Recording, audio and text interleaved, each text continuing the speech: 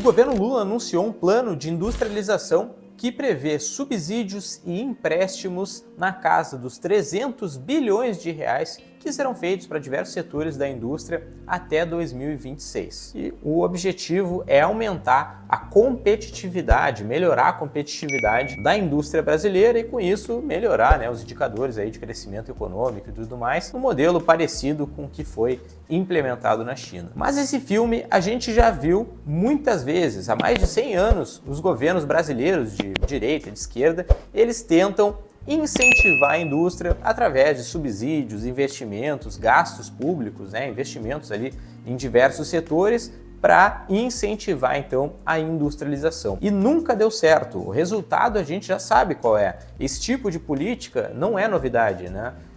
Tanto o Brasil como diversos outros países já tentaram esse tipo de política para se industrializar e a gente viu o resultado. A Argentina é um caso clássico disso, né? Lá na década de 40, 50, no governo peronista, a Argentina também implementou uma medida, para fazer uma industrialização do país e tudo mais, e o que a gente viu foi a Argentina cair de um dos 10 países mais ricos do mundo para a posição abaixo ali de 140. Então se tornou um dos países mais pobres do mundo, dado os últimos indicadores aí que a gente tem de renda, de pobreza e tudo mais. Então esse tipo de política foi tentado no governo Lula, no governo Dilma, e ocorreu então a crise ali de 2011 a 2015, que resultou no impeachment da Dilma em 2016, onde o Brasil sofreu a pior crise, a pior perda de renda, a pior perda de poder aquisitivo em nível mundial desde a crise de 29, tá? Então a crise que o governo do PT causou no Brasil foi muito pior do que a crise de 29 causou aí nos Estados Unidos e diversos outros países do mundo. E na verdade, o objetivo então é aumentar a produtividade e o resultado, a evidência empírica que a gente tem em relação a esse tipo de política é que na verdade a produtividade do Brasil cai, porque quando você dá subsídio, você não dá incentivo para a empresa melhorar a sua estrutura de custos, melhorar os investimentos, aumentar a sua competitividade. Pelo contrário, você protege a empresa. Então é uma medida protecionista que transfere os recursos dos consumidores e de outros setores da economia para setores específicos, empresas específicas. E nesse ponto é muito relevante a gente destacar os casos de corrupção que tivemos no Brasil nos últimos 20 anos aí praticamente, onde uma medida que o governo visa ali transferir recurso para um setor específico, como a indústria ou diversos setores da indústria, na realidade é uma transferência de recurso da população em geral e de outros setores para as empresas, os empresários que são amigos do rei, que são amigos ali do governo. Então, em última instância, as pessoas de forma geral, as outras empresas, os outros setores acabam pagando mais caro para que as indústrias ali protegidas pelo governo tenham seus benefícios e recebam recurso barato, através de financiamento, recebam subsídios, então recebam recursos e investimentos do governo e também sejam incentivadas através de gastos públicos. Então o governo vai lá, faz uma obra e chama a Odebrecht. Faz um outro tipo de investimento, faz uma obra pública e chama outra construtora, Andrade Gutierrez. Todas as empresas, aquelas que a gente já conhece e que já foram envolvidas em casos de corrupção no passado. Então, a alternativa, a medida do governo de aumentar a produtividade, na verdade, é a medida que ele tem para pegar dinheiro através dos impostos, aumentando a alíquota para os outros setores e dos consumidores, obviamente, e transferido para os seus amigos ali, aquelas empresas, aqueles empresários que apoiam o governo Lula. Então essa medida, o objetivo dela, é claro, é transferência de recursos dos mais pobres e de outros setores da economia para determinados setores, empresários, empresas que são amigos do governo. E o resultado disso a gente também já sabe, a gente também já está vendo, vivenciando isso há muitos anos aqui no Brasil. Então todos os governos, desde 1900, desde a proclamação da República, tentam esse tipo de política expansionista, de incentivar a industrialização e tudo mais, e que não dá certo e que em última instância acaba aumentando o déficit público, trazendo casos de corrupção, possibilidades de desvios de dinheiro, indicação de cargos em troca de favores ou em troca de votos no futuro aí nas eleições. Então são questões ali que acabam impactando no Brasil como um todo, principalmente na alocação de recursos, porque está transferindo os mais pobres para os mais ricos e na verdade os mais ricos que são amigos do governo.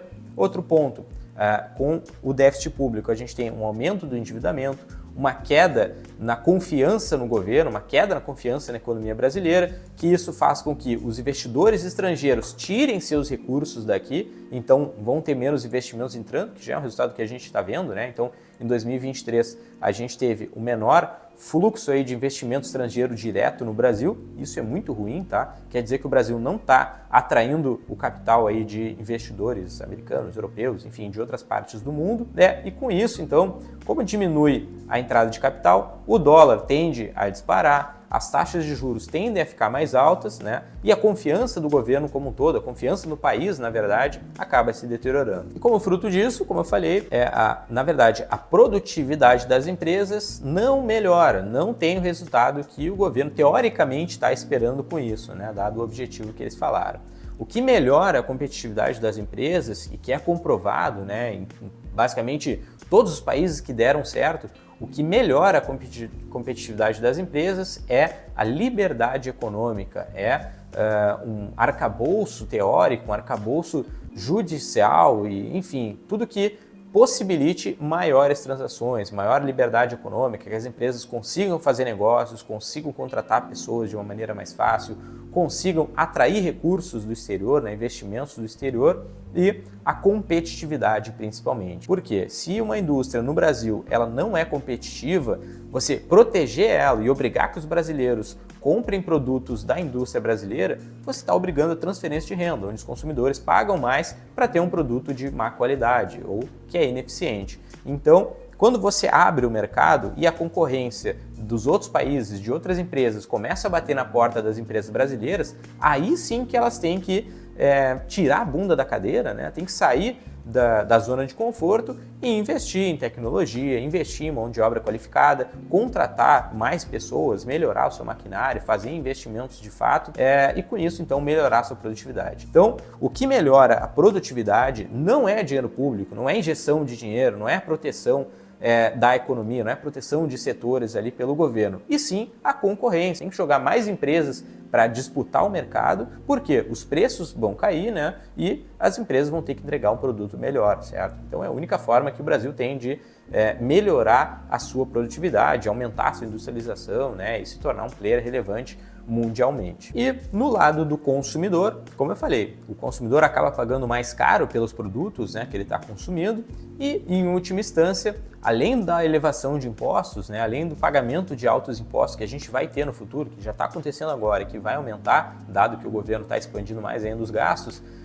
o consumidor ele paga mais caro no produto, ele paga mais impostos e lá na frente, quando o Brasil aumenta a sua base monetária, expandindo os gastos em setores específicos, a gente vai ter uma crise inflacionária, como a gente viu ali nos anos de 2014, 2015, que a inflação foi a 12%, 13%, a taxa de juros teve que ir a 14%, 15%, diversas empresas quebraram, diversas pessoas tiveram dificuldades em suas casas, né? Então as pessoas, por conta da inflação e dos altos impostos, acabam ficando mais pobres. Essa é a consequência de uma medida expansionista de gastos, ali, de expansão de gastos do governo, que é exatamente o que aconteceu no Brasil, que acontece no Brasil, né, há vários anos, que aconteceu na Argentina, que aconteceu na Venezuela, que aconteceu em todos os países que tentaram esse tipo de governo ali, que tenta incentivar, que tenta dar recursos, que tenta dar uma mãozinha para a indústria, para as empresas de forma geral. Então isso não funciona, tá? É dado, é uma informação que é dada, não é novidade, não sou eu que estou falando, é só a gente olhar os países desenvolvidos, os países pobres, os países que não são desenvolvidos, o que eles fizeram? Países desenvolvidos, abertura comercial, abertura de mercado, concorrência, né, e uma economia forte, instituições fortes de governo, solidez, sem corrupção e tudo mais, e as economias que deram errado, né, Argentina, Venezuela, praticamente todos os países da América Latina, enfim, alguns outros países do mundo também, foram políticas populistas e de aumento de gastos, né, para tentar expandir a indústria, para tentar gerar emprego, para gerar renda e tudo mais, e a gente sabe que tudo isso não dá certo. Diante dessa catástrofe econômica que a gente está vendo no Brasil por conta aí do governo Lula, cresce a importância daquilo que a gente sempre fala para os nossos clientes. A gente precisa ter uma estratégia sólida, uma estratégia bem diversificada, com uma boa parte da carteira atrelada na inflação, porque a inflação vai disparar no futuro, nos próximos 5, 10 anos, certo? A gente precisa ter uma parcela de investimento no exterior, seja em renda fixa ou em renda variável, ou nos dois, dependendo dos casos, tá? Então todos os nossos clientes contam com esse tipo de alocação.